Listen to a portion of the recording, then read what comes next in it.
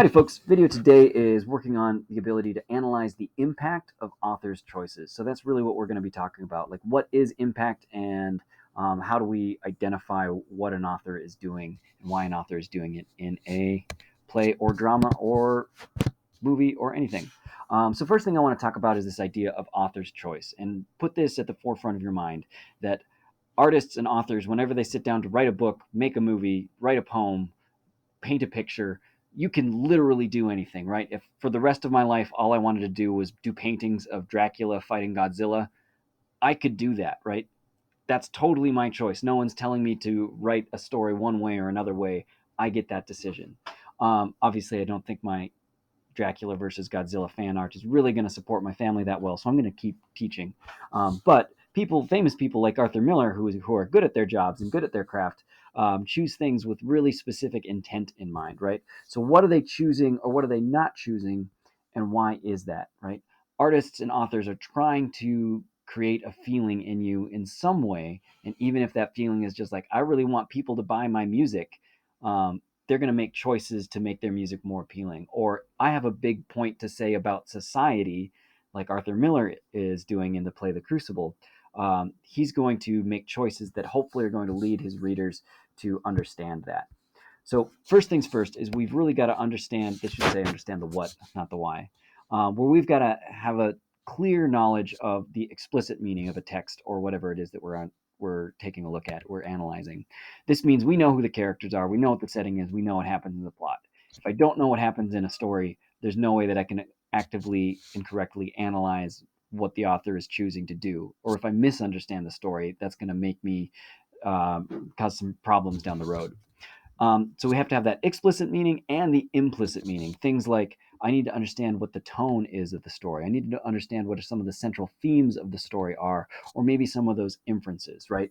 So Arthur Miller at no point in the play comes out and says, hey, the Crucible is about communists and the Red Scare and McCarthyism. Like, it doesn't appear in the play. It is an inference and the theme that's running throughout the course of the play that is obvious, like once you know something about McCarthyism, we see how it's represented here, but that's beyond that explicit meaning into the implicit. So get those, have a solid understanding or at least some ideas on these two things before we can move on.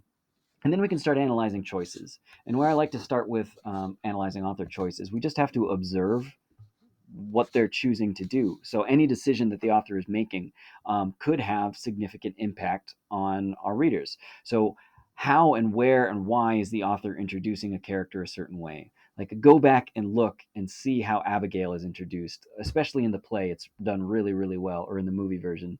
Or take a look at how Hale is introduced. Like what is Hale's first couple lines? How is it described as he enters a room?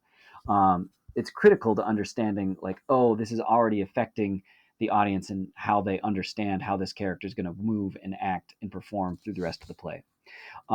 What actions these characters take, right? Those are all choices. Arthur Miller didn't have to have John Proctor and Abigail have an affair.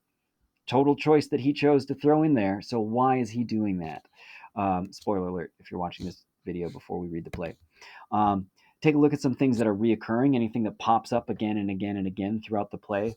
So maybe the idea of false accusation that keeps popping up throughout the Crucible, that could be something to catch on to and think, why is he doing this so often?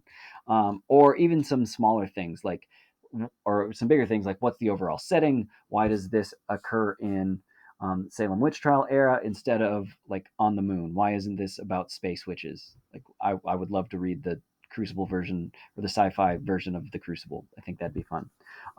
What tone does he have the characters take, or what tone is the feel of the overall play or text, or even specifically, what's the word choice? Like, what specific words are characters using and saying, and why are they using those specific words as opposed to others? Like, that has an impact on an audience and how we observe what these people are doing. What's the overall kind of point and purpose of the story? And then we have to think about that impact. How is this making me feel as an audience?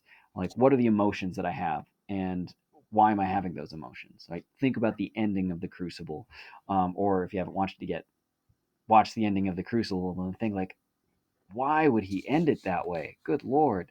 And to help us understand like why we might be kind of tricked into feeling this way, think about what does this add to the story, or what would we lose if this element was gone. And that's really getting at the idea of impact. How is this either changing the story or adding to the impact that an audience, what's my feeling or what's my emotions when I'm reading the story, or even what's the overall point of this story. Like these types of observations and choices that an author makes a big difference.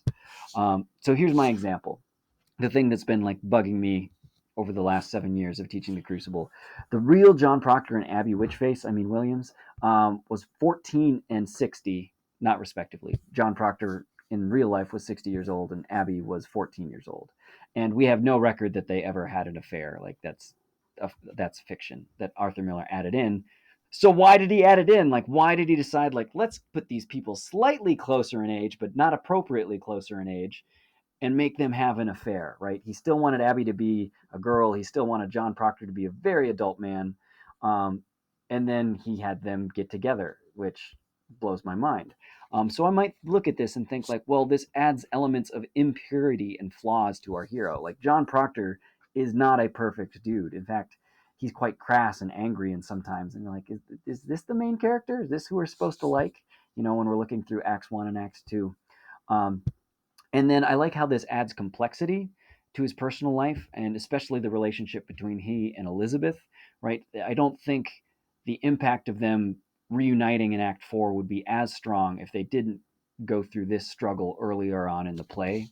And then lastly, like when John dies, spoiler alert, um, it adds kind of to the effect of his death where you don't have to be a perfect person to kind of stand up for what you believe in. I hope nobody dies for what you believe in. Um, but that idea that his death is still impactful, even though he has this flawed and tragic history, it doesn't feel like he's a saint. Like I'm not saintly enough to mount the scaffold with the other people who are good.